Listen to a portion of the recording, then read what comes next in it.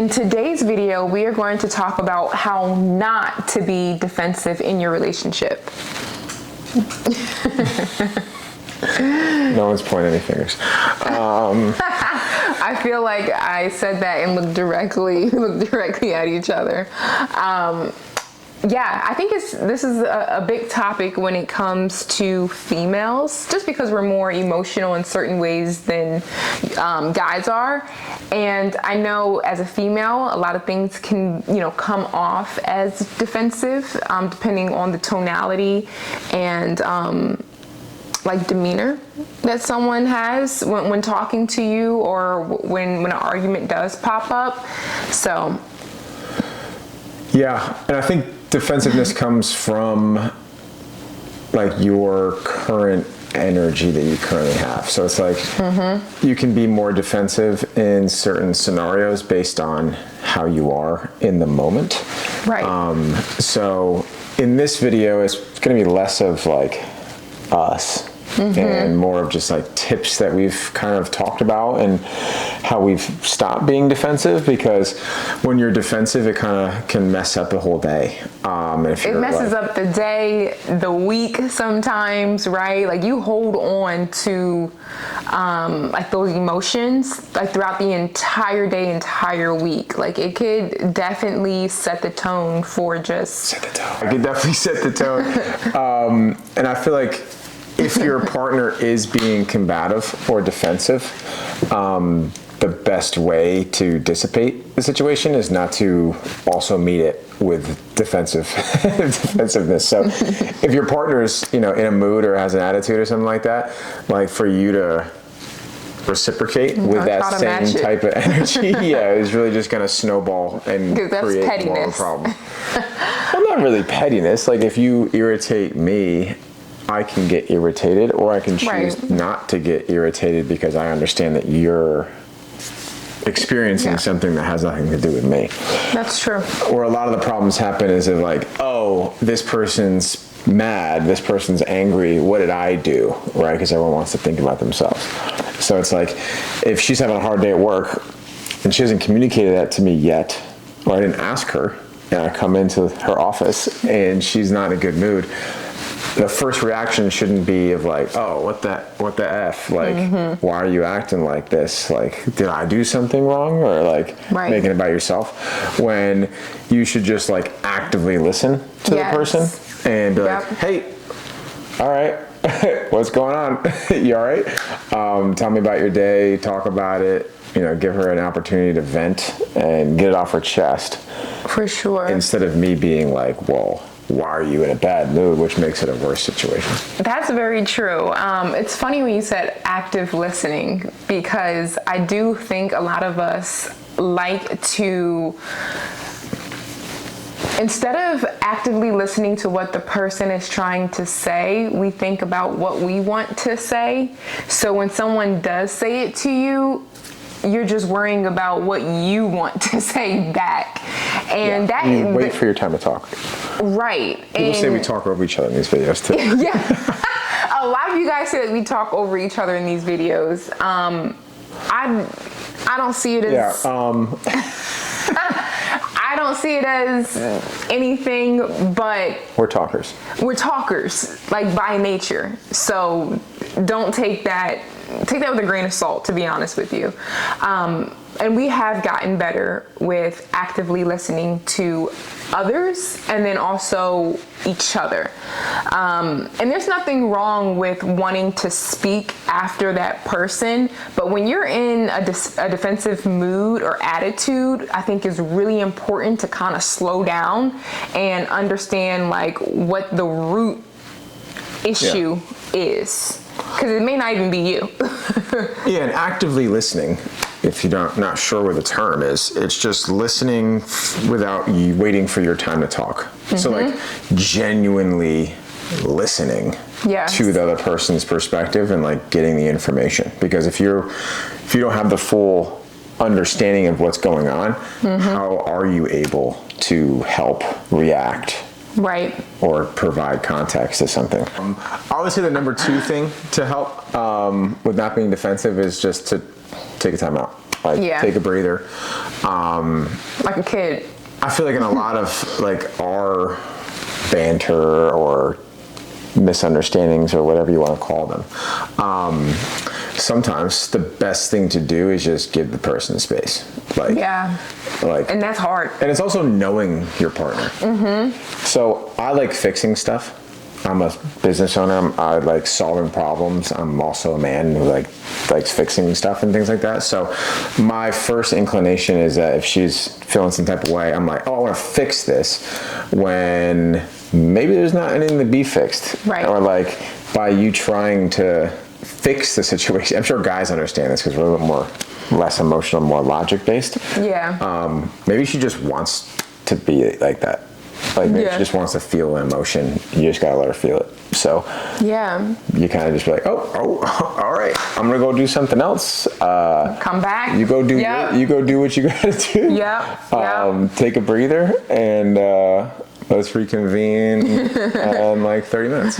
But I had to learn that because I'm always like, he wasn't like that all the time. He was, and it made the situation worse, and I was confused. And I was like, well, what the hell? I'm trying to like she's like, oh, something's going on. I'm like, oh, let's do this, this, and this. And you're like, I don't want any actual advice. I just want to be feeling in the something. midst of my feelings. Like, let me just let it pass, but let me also feel it, acknowledge it, and then when I'm ready to move past it, I will. Now, there's a time limit, right? Like, you want to be able to move past it within the same day.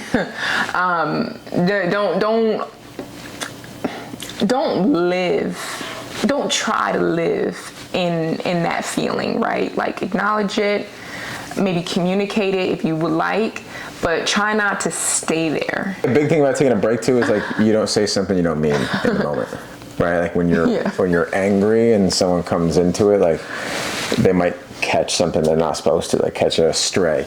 Or if you take a break and then come back to it with a more level, clear head, you're not saying things that you have to take back. You're not saying things that you shouldn't be saying or don't actually truly mean. For sure. And I think that like the third one is like acknowledge that other people have feelings. Yeah. And like you're human beings. We're emotion driven. So don't fault someone for being angry, or if she reacts to something that a way I wouldn't react, she's a different person I am. Right. And it's like, well, okay, like that's how she's doing this. This is how I'm doing this. I get angry about things that she's probably like, why are you angry about that? She gets angry about things. I'm like, it's not that deep. Right. And then the next one's like avoiding blame, which they all kind of mix in together. But don't blame somebody for being defensive. In our last video, we were talking about that. It's human nature. Yeah. Yeah, no, it's fight or flight. Humility. Yeah. Yeah. Like, oh, I don't know everything she's going on. Like, let me just shut up, actively listen, take a breath, don't have a knee-jerk reaction, and then don't blame her for feeling that type of way, which makes her feel worse. Yeah, like process that, like, yeah, for sure. And I think another big one is staying on topic, right? Like not pulling up other past issues to try to complement that's petty. what's going on now, right? Like, be present. The past is the past, let it go. Yeah, don't bring up some stuff just because you're angry about work or something like that. Yeah. If you're really having an issue, you're really feeling defensive, like, stay on what the problem is. You get so far away from what the heck is actually going on when you start to pull other elements into it to try to claim your case, and then now you guys are both like, well, you did this and I did this and I feel this way, and it's like, okay. It's like a ripple effect, and then there's no solution also, because it's like now we went from one problem to 5, and it's like, okay, it's just too much. Yeah, you did blow something out of proportion.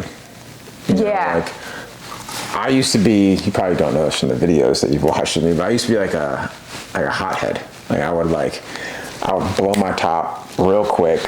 I'd be super emotional. I'd get like red mad. I never really seen that side of Dylan. Yeah, that was before I met her. Yeah. But I used to be a little bit of a hothead, and it doesn't really serve anybody. Yeah. Like Like, is it really that big of a See, deal? I was never a hothead, but I can definitely say that I used to pull old things out of the bag, for sure. And I didn't even really know it was pettiness, truly.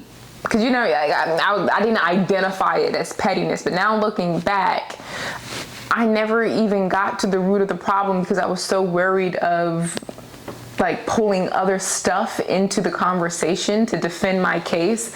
And it just doesn't make any sense. It doesn't make any sense. Like, forgive, move on.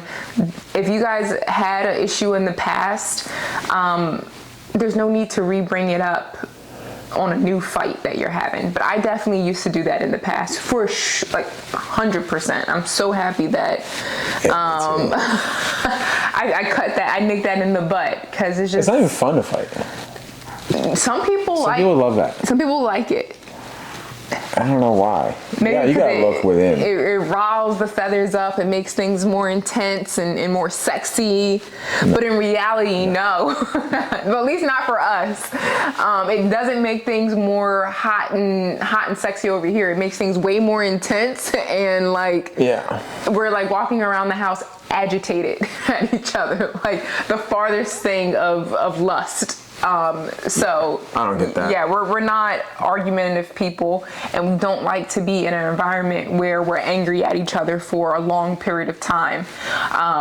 We just gotta like shut peace. up and say sorry. No thanks. You gotta just like, I mean, this is, you know, I think it goes for both, but definitely more so men. Yeah. Just and put your pride to the side. Too. Put your pride to the side. Put your ego to the side, and just be like, you know what? This isn't really that big of a problem. I'm not even truly sure why we're arguing. Yeah. At the end of the day, I kind of forgot. I'm sorry for anything I did, and you hungry? You want to get some food or something? That's usually where most of the root arguments come from, is a lack of food, hangriness. But yes, yeah, like, it's not that deep. Like, just make up. Yeah, no, I think it's important for females to say sorry as well. We're not always right, and we do have great intuition and all that stuff. But sometimes we do blow things out of proportion. We do bring up old issues and situations, and I think it's hard also for females to say sorry in relationships as well. I know, once again, for me, it was hard for me to say, you know what, I didn't really handle that in the correct manner, and because of it, I'm pissed, he's pissed, the household is pissed, and it just doesn't make any sense. So yeah, I feel like both sexes need to acknowledge and then also say sorry and then move on. It's really hard to kind of stay mad at someone once, you know, being genuine though, right? Being genuine with, not the puppy dog face, being genuine with, you know, how you apologize is also very important. Yeah, don't be snarky. Don't be some half-ass apologies. Yeah, that, and just don't be like, sorry. You know, it's like, Like, you're doing it to appease the other person and not because you actually want to say sorry. Right. Yeah. Or also just acknowledge. Like growing up. Yeah. Yeah, say you're sorry. Sorry. Yeah, to your sibling, right? Like, no. Yeah, definitely don't do that. But I think a big part about, like, I'm a big proponent of stopping things before they happen. So if you're feeling like you're about to get into a situation where you might get pissed off or angry, just say something. I try to do that all the time.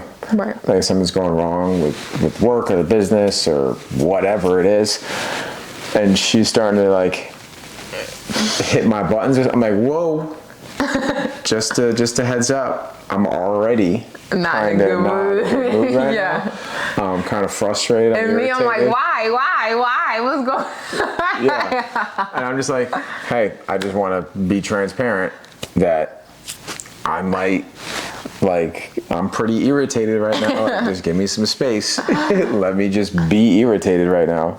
I slowly walk backwards out of the room, right? And it's funny because when that does happen, he doesn't necessarily come back and identify why he was in that state of mind.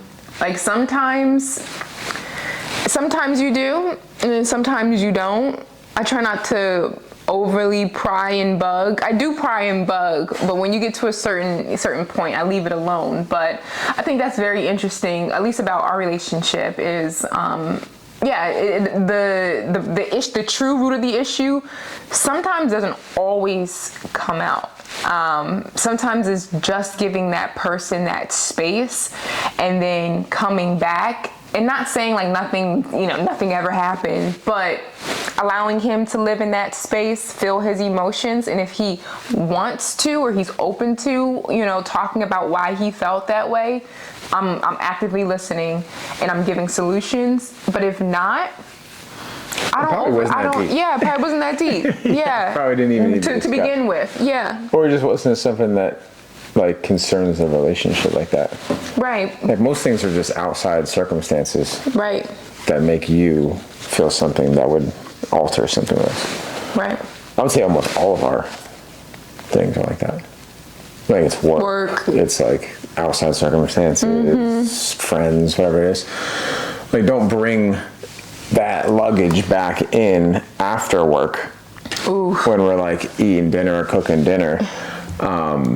That's a big thing for that. Check that at the door. That's a big thing for me. Especially working from home, being remote, checking out, right? Like clocking out, right? And leaving what the issues of the day, leaving it there. And then understanding like, okay, like this is my peace, this is my home, this is my husband, like this is what actually matters. That took me a long time to develop and to understand, and even to this day he still has to tell me like, hey, like I know it was a long week for you, I seen that throughout the week, but like after you finish up the day, like I need you to like cut it off. Like don't let that bleed into our quality time with each other. And then once he does remind me, I don't get defensive, right? I'm not like, of course I know that. You said it 1,000 times. I'm like, shut my door. I got you. Once I finish up, I'm good. And that's that. Like I don't even take it to heart. I don't try to. How many times do you have to tell me? Yeah, well, I'm not speaking at her. No, he doesn't. He's not speaking at me, right? But if you're already in a bad mood, honestly, anything someone can say can set you off, even if they're not. Their tonality is not to be argumentative. Like it's weird. Like if you're already at the edge, any little thing could set you off. That's also just self-awareness and self-control. It's going to be a wrap on this video. How not to be defensive, and hopefully some actionable tips to help in your relationship. So also wanted to mention that we do have a free faith-based community where we do daily devotionals, prayers, and just kind of communicate and connect with other Christians. I'll have a link here for anyone who's interested in joining the community. It's definitely growing. Literally every week we have a new member join. It's super exciting meeting you guys all and posting in that community. So if you're interested, it's free. Feel free to sign up and have a community to support you. Yeah. But other than that, we'll see you in the next video. Bye, guys.